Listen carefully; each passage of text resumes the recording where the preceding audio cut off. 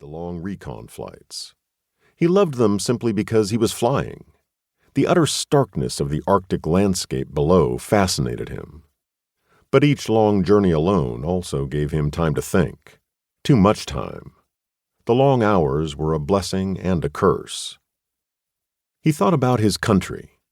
The United States were victors in World War III's battles against the Soviets, but losers in the deception that followed the ceasefire.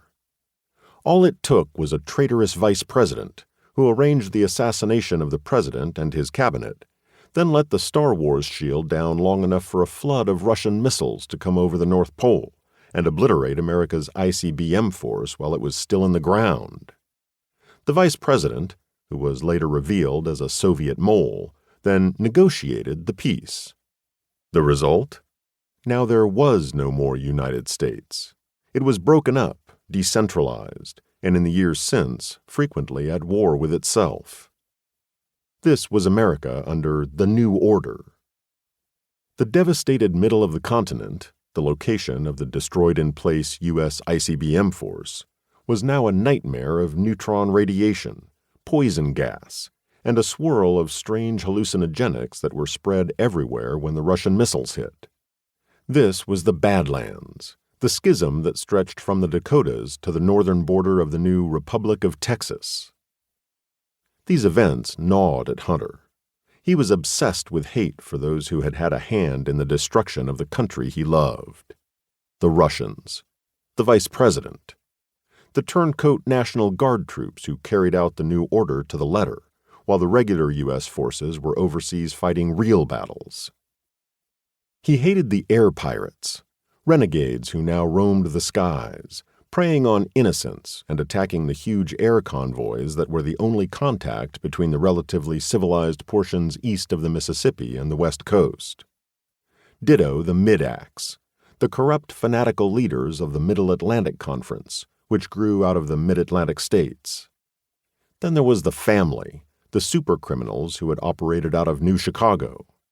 Their armies had attacked Football City, formerly St. Louis. But the freewheeling independent gambling territory refused to knuckle under to the threats of blackmail and extortion from their unfriendly neighbors to the north. It was Hunter and the Air Force of rescued pilots he organized who helped Football City's army and thousands of Free Forces volunteers defeat the family's 80,000-strong invading force in a series of spectacular battles. Both the Axe and the family relied on Soviet help. Hunter was certain of it. Defeated on the European battlefields and elsewhere, the Russians had a great interest in keeping America fractionalized and unstable. Hunter was a stumbling block in these devious plans.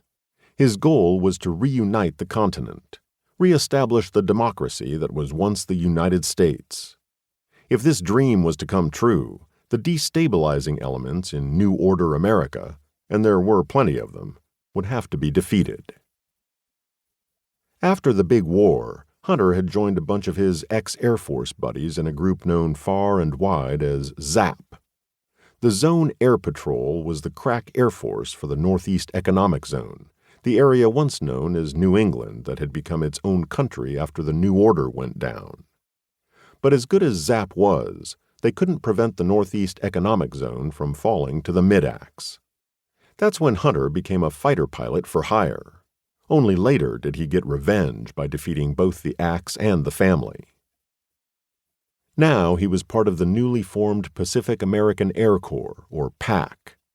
He and a number of other ex-Air Force and ZAP pilots had established a new air base near Coos Bay, Oregon. They were allied with the Republic of California, a democratic government sometimes known as the Coasters.